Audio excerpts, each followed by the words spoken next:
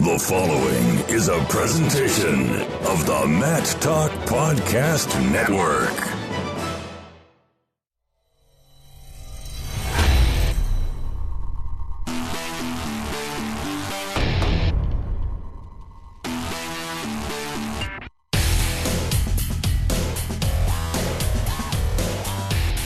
And wrestling fans, welcome back to the Short Time Wrestling Podcast. News, reviews, previews, and interviews with some notable topics in the sport of wrestling.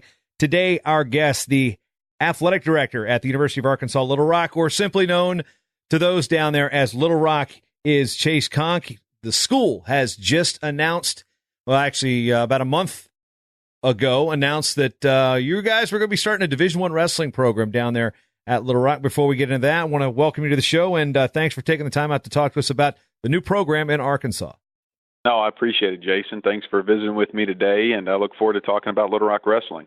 So when we talk about Little Rock, I want to give you a little history, not a history lesson, but the first time I ever heard of Arkansas Little Rock was probably in the mid-'90s, and it was, you know, I'm a basketball fan. Of course, I'm a sports fan anyway, but it was March Madness time, and I remember Wimp Sanderson, the plaid jacket-wearing former Alabama basketball coaches, ending up at UALR, and I'm like, wait, it was a March Madness game. They ended up going to the NIT that year, lost in the conference finals, I believe. But I just remember that plaid coat, and I guess Brockmeyer's bringing that memory back to me, but it's just that plaid sport coat of Wimp Sanderson. I was like, that's the Alabama guy. It's like, I had to look up what UALR was, and they are the Trojans, lrtrojans.com. But just tell us a little bit about the school before we get into the details of adding the wrestling program. The no football there, member of the Sun Belt Conference, but beyond that, what can you tell us?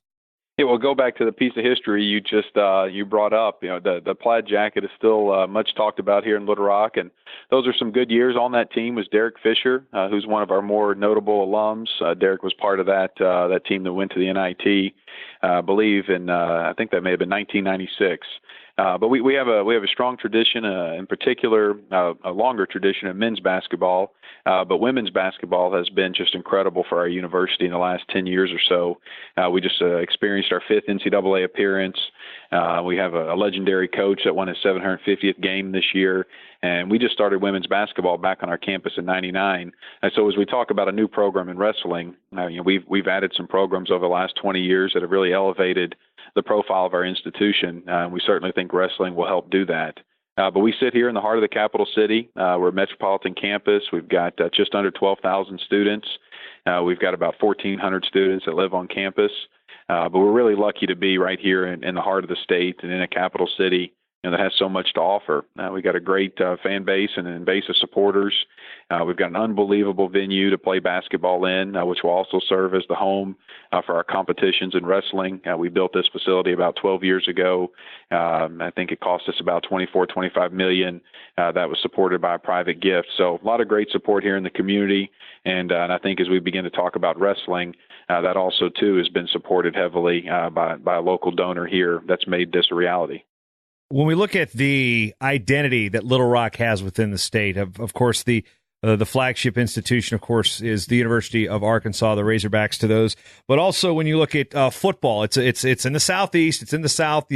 Arkansas was probably the old Southwest Conference before moving the SEC, but football seems to move the needle in that part of the country. And you're at a school that doesn't have football, so how has that made your job in terms of brand identity and recognition either a challenge or I guess a challenge is, the best way to put it.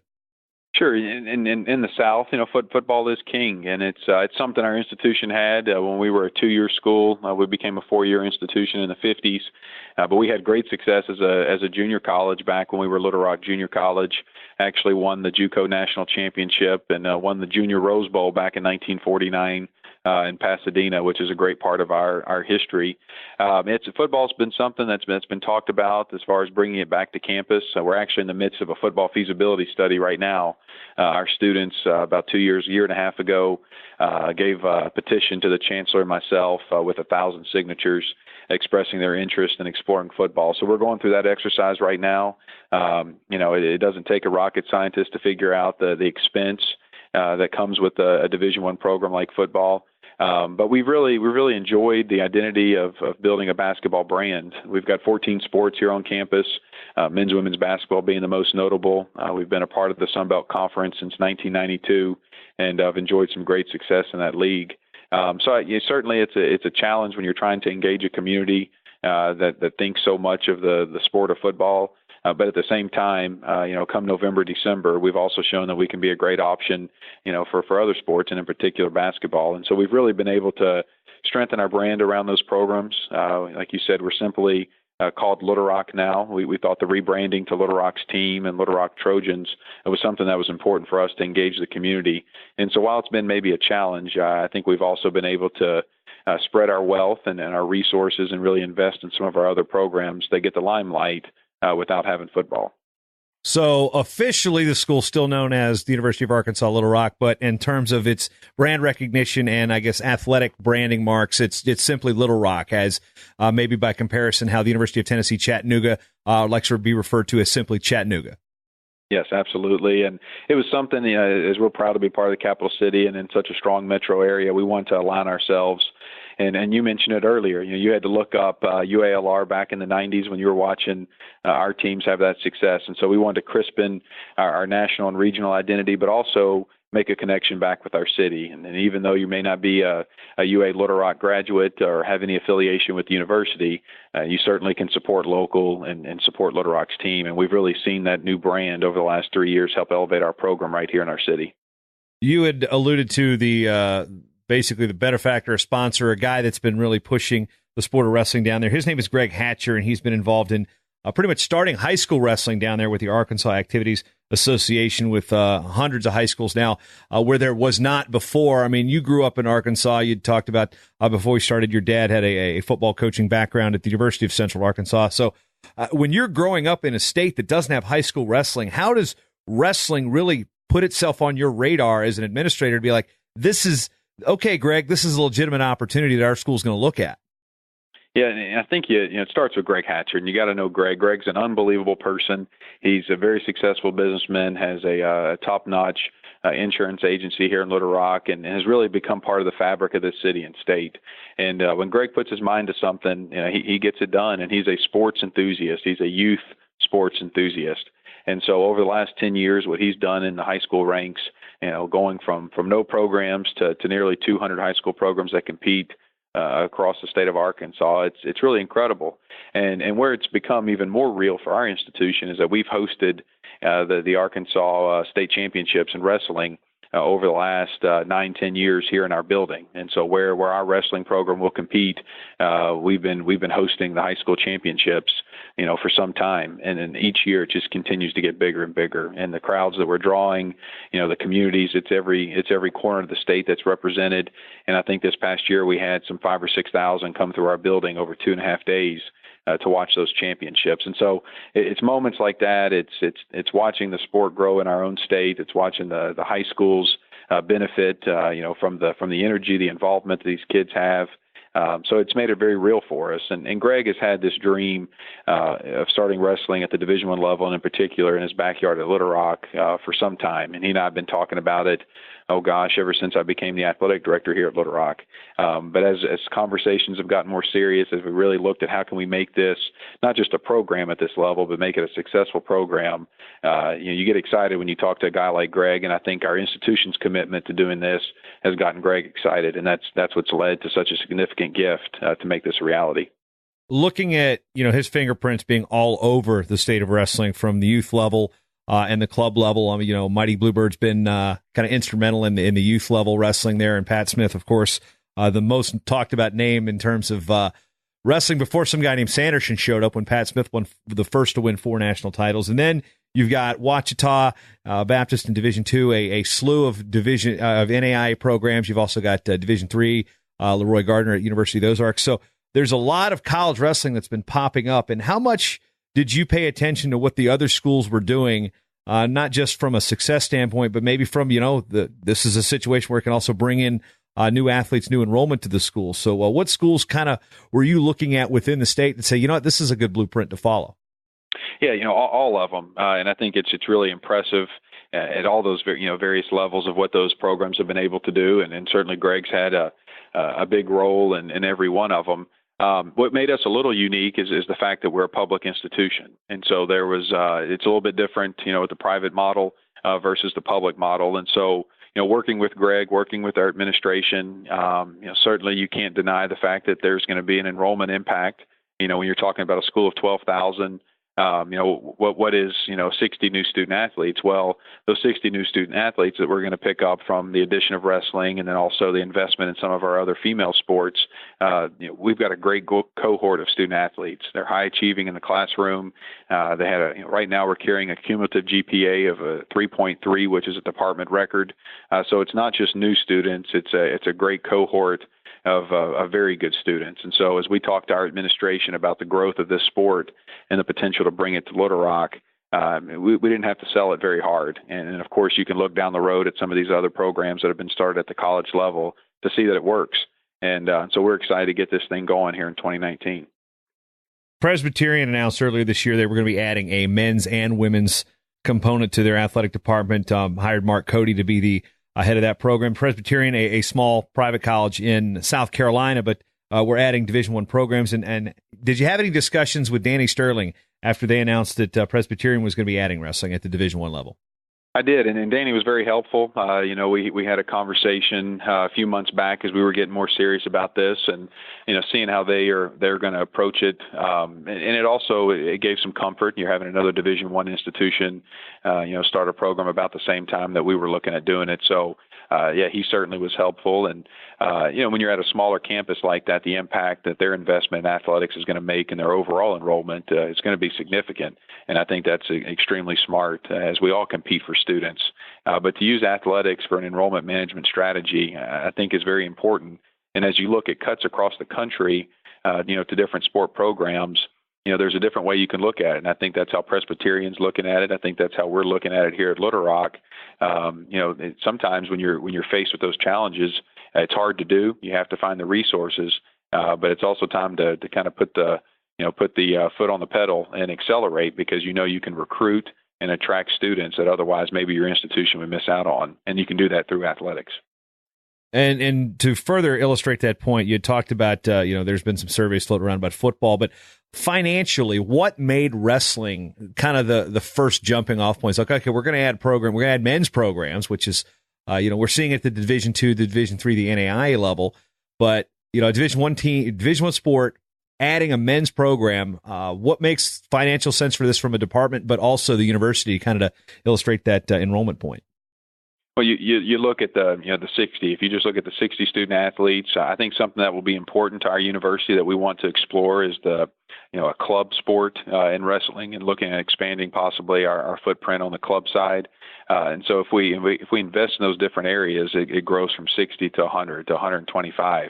And so when you do the numbers and you look at the revenues that the institution will gain, from those additional students, and we spent a lot of time. I mean, we did our due diligence. So we put together our pro formas to really look at how this thing will play out over the next 5 to 7 years, and with the support of the administration. And I can't say that enough. And I think any AD will tell you you're only as strong as your administration. But our chancellor, Dr. Andrew Roderson, our CFO, Steve McCullough, these guys bought into the vision, and they could see. If you just looked at it as a black and white numbers on paper scenario, that this thing would end up paying for itself and be a great asset to campus. And then you throw on top the private support that Greg has given, and the commitment to get help, to get other folks involved, not only in our community, but regionally and nationally. It just started making more and more sense as we dug into it. Mike Moyer of the National Wrestling Coaches Association kind of leaked the information to me prior at the NCAA championships, and that you guys were there. And let's talk about your experience in Cleveland this year and what that meant, and be like, did it kind of surprise you how big Division I wrestling championships are? Yeah, and I'll first touch on Mike. Mike has been unbelievable in our process here. He is such a champion and advocate for the sport, and that's evident when you talk to Mike for 5 minutes. But his ability to help navigate, his ability to help connect people, to help me connect the dots as we were trying to make this decision. Mike made several trips here to Little Rock to meet with not only me, but our administration and our staff. So we couldn't have gone through this process without Mike's help. He's been unbelievable. And then helping, coordinate our trip to Cleveland. I tell you, it was a wild day. Our women were in the NCAA tournament. We played in Tallahassee against Florida State that morning, and then we flew up to Cleveland that evening. And to be able to experience 2 NCAA championships in one day, I don't know how many ADs can say, or anybody that can say that they've done that, like we did that Saturday. But very impressed. Wrestling is not something that, at that level that we experience here in our state or really even regionally. And so to see some of the best in the country, to see some of the best guys in the business from a coaching standpoint, and just the enthusiasm of the crowd and the numbers that turn out for those championships over those few days in Cleveland. We brought our chancellor. We had several of our administrators. Obviously, Greg Hatcher was with us that day. So it certainly set the tone that this was going to be something exciting that we were about to jump into. Was it one of those things where what did you expect going into Quicken Loans Arena? I mean, there's, outside of the couple thousand you get at the Arkansas State tournament, I mean, what big wrestling events had you been to maybe kind of understand the tournament concept, or did just Cleveland just kind of blow you out of the water on what you saw? Yeah, I'd say it blew me out of the water. My exposure to the sport at that level was non-existent, and so to get to see it at its highest level, it was almost euphoric. It was pretty special. I tell you, both Greg and Mike had prepared us well, though. I mean, they really, and over the last couple of years, had a dream of being able to announce it on the day of the national championships, and so we were able to move quickly enough this spring to be able to make that a reality. And certainly was prepared, but you can never be prepared for that experience when you get that many people in there, and the energy in the building, and the passion for the sport itself. It was evident that there's a huge following in the country, but it was also very evident that I feel that Little Rock can be successful. You see programs that maybe aren't your traditional football programs or basketball programs, but that are having success there. At the championships, that certainly was exciting for us. Yeah, even programs, just small schools in general. I mean, Lock Haven's a Division II school for all its other sports, but it had a Division I finalist this year. Do you find yourself rooting for some of those smaller programs against those Power 5 schools? Yeah, I think that's natural. When you're at the mid-major level, I think you love a good underdog, and I think I can speak for myself, but also our administration. I think it gives you the appetite to have that experience for your own program, but also the level of investment that we're planning on putting into this program. We feel that that's someplace that we can be sooner than later.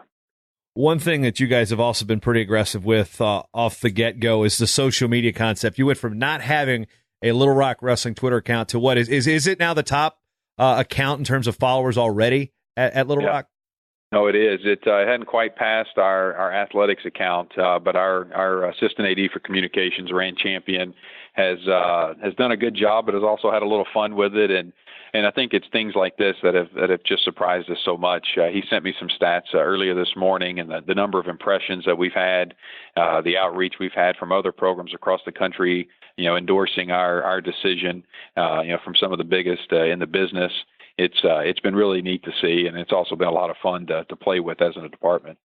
Now we move forward. Of course, the big question people really want to know there's two questions, I guess. One, what is the timeline for hiring a head coach and the allotment of coaching positions? And two, conference affiliation. So let's just start with the process of hiring a head coach. Where's that? Sure, we will. We'll post the position here in the next 2 weeks, and we hope to have somebody on board by July 1. So we're going to move pretty quickly. We've obviously already had a lot of folks reach out to us, ahead of time, expressing their interest. But we'll officially post the position here either next week or very early May, and we'll have a good year of recruiting. We'll be able to do some things, in that year from the 18-19 academic year to really gear up for the fall of 2019. We'll bring on one assistant coach at first. We don't have that timeline fine-tuned just yet, but once we get our head coach in place and we get our game plan together, we'll move forward with that. The conference affiliation piece, it's too premature to really speak in specifics, but we certainly feel good about our footprint. We think that we're investing in our program at the appropriate level, to be attractive, and it's our goal to have a home, sooner than later. Of course, the only other wrestling program within the Sun Belt is Appalachian State, which competes in the Southern Conference as an affiliate. Of course, it was a member of the Southern Conference for a very long time prior to joining the Sun Belt, or as they in the conference call it, the Fun Belt, with all sorts of things that happen. You've got MACtion in the MAC, you've got the Fun Belt down in the Sun Belt. Of course, my alma mater, a former member of the Sun Belt back in the early 90s. But move forward, what has been the best part of this process for you as an administrator? It's probably twofold. I think anytime you get a chance to start a new program, and it doesn't matter what it is, I think there's always a great deal of excitement and pride as a staff and as a university when you get to launch something like this. I think getting to see the national and regional reaction and also the local reaction. And even though we may not be in a tradition-rich wrestling region, we're not very far from the Oklahoma States of the world and the respect that we have for what's going on in the Big 12. So that certainly has been somewhat of a surprise, but also a lot of fun to enjoy and watch. And then also with Greg Hatcher, I think watching anytime you get a chance to work with someone that has a passion for an initiative that's willing to be extremely philanthropic, and then helping him in a way realize a dream to start a Division I program.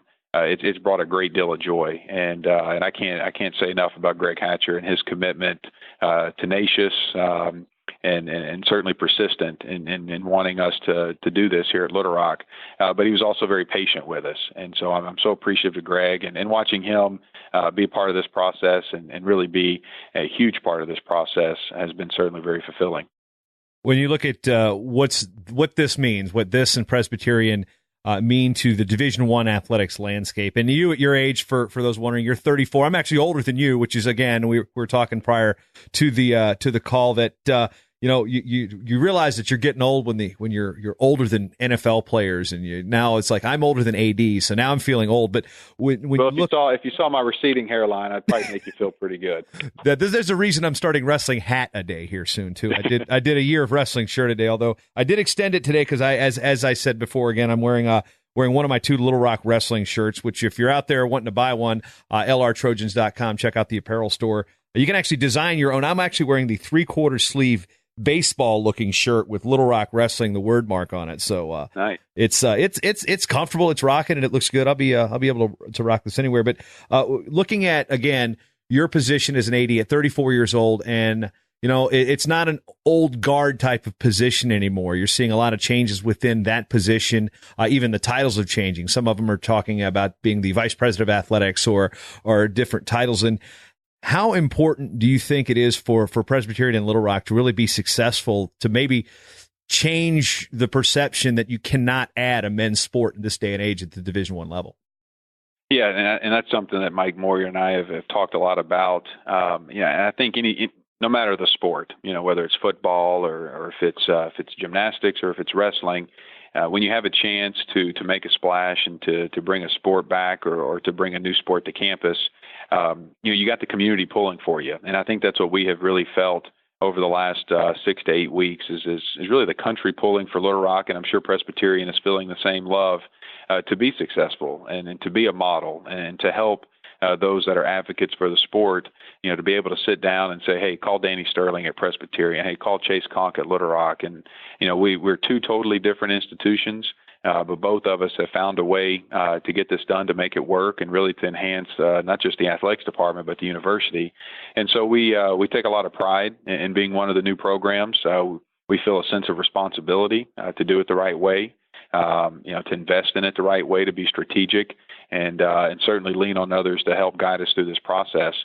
So I think with all that said, adding a new sport is always exciting, but to be able to have so many people pulling for you, and to have the sport itself, be behind this effort, we really feel like we're going to be successful because of all the help and all the support we've had over the last several months. Any calls down there to your alma mater at Central Arkansas, but said, hey, we could use a Division I rival in this state? Yeah, it would help. It would help some competition to have, or at least geography on our side. But they're a football institution, and but so is Presbyterian. I think that's what makes us so unique. Is Title IX is obviously something that we're committed to being compliant in, and it's certainly a little bit more challenging when you do have a football program on your campus. But you look at the model with Presbyterian starting women's wrestling, which is going to help them fulfill the needs that they have there. We actually had room to grow in our women's sports, so we're not planning on adding a female sport at this time, but we're going to make some significant investments in swimming and diving, track and field and cross country on the women's side. That's going to keep us this in check. And so, certainly the balance is there that we'll have here in the next few years. Possibility of women's wrestling coming to campus? It's something that we'll keep on the table at this time. We're going to get this program started and then invest in our other sports that we've needed to do for a long time. And that's the exciting thing. When I was able to tell this to our coaches and our administration, to be able to talk to them about the investment that we're going to make, that's going to benefit the entire department. We're hiring an athletic trainers, strength and conditioning coach. We're adding more business support, compliance, academic support. And so we've been able to leverage this, not just to bring on one new sport, but to be able to help the current 14 that are in place. And I'm excited because here in about a year and a half, Little Rock athletics is going to look very different, but very different in a good way. Realistically, how soon do you expect the first wrestling All-American for Little Rock? Well, if it's up to Greg Hatcher, he's assured me it's going to happen in the first few years. So we'll, it starts with the coach, and I feel very good about our chances in hiring a great coach and mentor that understands the sport, has a great recruiting footprint. But we're going to invest in the full 9.9 scholarships. And so we feel with that kind of investment, the facility that we're building, we haven't talked about that, but we go to the Board of Trustees later this month to present the plans for our new wrestling complex. And we're looking at some 15,000 square foot standalone wrestling center. It's going to be the Greg Hatcher Wrestling Center, and it's going to be state of the art, top notch. Place to practice, and then we'll compete in one of the best venues in the Jack Stevens Center. And so with all those things said, I think the pieces are in place. We have a great campus and a great city, and so there's no reason why we can't recruit top student athletes in wrestling. Two last topics I want to discuss before we let you go, because ADs are busy people this day and age, especially as we wind down or with our spring sports championship seasons picking up.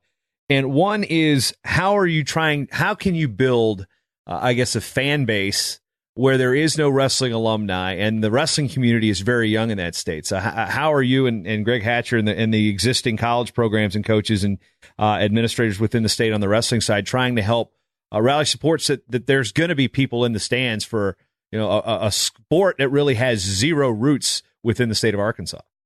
Yeah, and that's certainly that's something you can look at two ways. And you look at some of the programs, even at the mid-major level, that like Utah Valley, strong wrestling there in their state.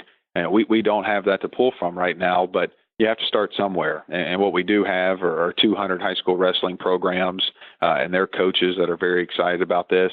And so it starts there. It starts with getting them involved. This has definitely intrigued our current fan base, so we'll look at creative ways to capitalize with those supporters that are basketball season ticket holders or baseball season ticket holders, but also talking to some of the other ADs. This sport attracts a very different crowd, and they've shared that with me. They said that you won't see your average football or basketball supporter filling your stands. You'll see a very specific crowd that enjoys watching the sport of wrestling. And so we'll definitely lean on our communities here in the state that have supported high school wrestling, build our reputation and our base there. But we're sitting here in a metro area of nearly 1 million people, and we have a lot of transplants from all over, a lot from the Midwest, a lot of folks that have come out of the woodwork, to be honest with you, that are even our current supporters, that competed in high school and maybe even college in wrestling. And so to be able to hear those stories, gives us great hope that we'll be able to have some wonderful crowds here at the Jack Stevens Center. And the larger topic at play is one that in that part of the country, it's no secret that Alabama, Mississippi, Arkansas, parts of Louisiana have struggled with childhood obesity more so than other parts of the country. Since the advent of high school wrestling, it's given the kids another actionable opportunity to learn to play another sport, but also learn about fitness. And now having a Division I institution, how important is it, do you think, for maybe a trickle down effect to engage those grassroots kids? Be like, you know what, it's more than just a sport. It's a lifestyle. It's a way to get healthy, and providing something other than it used to be just basketball. Now there's swimming programs around the state to give more kids an opportunity to compete in that sport. Now, wrestling, how important and how relevant do you think the sport of wrestling can be to the state of Arkansas as a whole with its educational and physical fitness? I think it can certainly play a role, and rowing is also a sport that in our state hasn't had much tradition, but we've really seen an uptick in the last several years. And not everybody in Arkansas is going to be a Division I wrestler, and I think that's where the club option and the club sport here on our campus at some point will be very important for our institution, but also for the state. But to have a Division I program, relatively speaking, in your backyard, regardless of where you are in the state of Arkansas, to be able to have the connection with our coaches that we'll hire and with those high school coaches across the state, in a way gives you something to look up to. It gives young kids an opportunity, or at least a dream to one day wear that Little Rock uniform and play for the Trojans. So I definitely think, just like any other sport that we have on our campus, the relationships, the opportunities to compete in our venues. We host the championships here. Obviously, we host other championships and other high school games at our other facilities. So all of that is a part of the larger picture. And I think it goes back to Greg Hatcher and his enthusiasm for youth sports, and just spreading the word. Showing youth that there's other options out there. It's not just your traditional football and basketball that are the most common, but it's all part of the bigger picture. And we're excited to play that role. We have a lot to learn. We've got a lot of institutions here in this state that may not be Division I, but they've been wrestling for a lot longer than the Trojans. And so we'll look for partnerships with them. And I foresee that being something that we do here in the next year as we hire our coach, and making sure that we have great outreach and that we have a connection with the entire state. Been talking with Chasse Conque, the athletic director at Little Rock, the newest wrestling program coming to a wrestling mat near you, 2019-2020 season. And any final words to add to the wrestling community, or those listening that may want to know a little bit more about Little Rock, a little more about you, or just everything that's going on down there? Well, I just want to thank you, Jason, and it's been people like you that have made this obviously a lot of fun for me and my administration, but it's also really helped and enhance our brand and get the word out about what we're trying to accomplish here at Little Rock. And we're excited. We're excited about the future. We've got a lot of work in front of us. This facility is going to be something that's going to be a game changer for us, and hopefully one of these days we can get you down here to Little Rock and give you a tour of that facility, and then come watch us in our first competition in the fall of 2019. I know a guy that's pretty good on a microphone that might be interested too. Oh, wait, yeah, that's me. So, yeah, absolutely. I've only been through Arkansas once, and it was actually driving from the Division II championships in Houston up to St. Louis for the Division Is. That would have been 2009. And my friend Kyle Klingman from the National Wrestling Hall of Fame Dan Gable Museum, we both said, I've never been to Arkansas. So we drove through Arkansas, and it was funny because it was at the Division II Festival, and I was in the elevator with some indoor track women from Ouachita Baptist, and I looked at it, and I was like, how do you say that? Because I'd seen it for years, and they told me we're driving through, we see the signs for Hope, which is where I believe Bill Clinton's from, then we see the signs for Arkadelphia, and I'm like, hey, that's where's Ouachita Baptist is. And shortly thereafter, they had a program, so it was pretty interesting. All this stuff kind of comes full circle, but I look forward to seeing the progress of the program. I'm looking forward to seeing who you hire. I'm looking forward to announcing the first All-American you guys get. And I appreciate the time and the information here on the program today. Outstanding. Thanks, Jason, and go Little Rock. Great episode there with Chasse Conque, the athletic director at Little Rock. Really stoked to get him on the program and talk about the happenings down in Little Rock. And I'm also excited that you have chimed in and listened to this program. This is the Short Time Wrestling Podcast, the flagship program here of the Mat Talk Podcast Network. Again, my name is Jason Bryant. Been with you, and I've been neglecting these little post-interview recaps for the past couple months as we're getting through the season. But with the off-season here, we've got a various different degree of words that are being thrown out for no particular reason. No, we have a vastly different set of interviews that are coming through, and we'll tell you a little bit about what we're doing with the Mat Talk Podcast Network. We have picked up, actually, we lost Richard Immel. It's a sad story, but Richard and I will actually be doing a show that will not technically be on this network, and Richard did the Bonus Points podcast for USA Wrestling, but we're going to do something that's more or less kind of us not talking about wrestling when we're not talking about wrestling. We like talking about, some beverages and television shows, and just basically, if you've listened to any Bonus Points short time collaborations over the past couple years, we get to have our little friendly banter, so keep an eye out on that on social media. That being said, we are coming up on, again, the international season, if you will. I just got back from Australia at the Commonwealth Games, and you can go back and check out an interview I did with Larry Papadopoulos on the World Wrestling Resource podcast at wwrpodcast.com, talk about Australian wrestling and things of that nature and what they're doing down under to grow the sport. We've also got an upcoming interview. In case you missed it by the time you listen to this, Kevin Wallen, 48-year-old Jamaican athlete, actually wrestled in the Commonwealth Games and won a match. We'll talk with him also on the World Wrestling Resource podcast. Now, one thing that we have here is team members. Team members here with the Matt Talk Podcast Network. These are folks who have hit that Patreon button, that contribute to the network button. And if you don't know what I'm talking about, you can go to matttalkonline.com/contribute. And you can support this network and this network of shows. It's independent. It is pretty much, independent. Self-produced, self-hosted. No, not necessarily self-hosted, but self-produced. We do a lot of things here that cover various aspects of wrestling that you cannot get anywhere else. This is the largest on-demand network of wrestling audio you can find, and it is based out of here, my wonderful weather-updated New Brighton, Minnesota. So if you are looking to stretch your advertising dollar a little bit and say thank you for anything that we have done on this network, go to matttalkonline.com/contribute. You can donate one time. You can donate monthly by joining our Patreon campaign. That's probably the best option in terms of making sure that we can, I guess like to use the term, keep the lights on. So this is your biannual, I don't know, I'm not doing a sales pitch that often, but matttalkonline.com/contribute. You click the Patreon button. That'll take us to our team memberships. And matter of fact, I have a new one to tell you about. So let's see. Pulling it up on Contribute. Yes, you can see our team members there. Marcos Aranda, the latest team member here on the Matt Talk Podcast Network.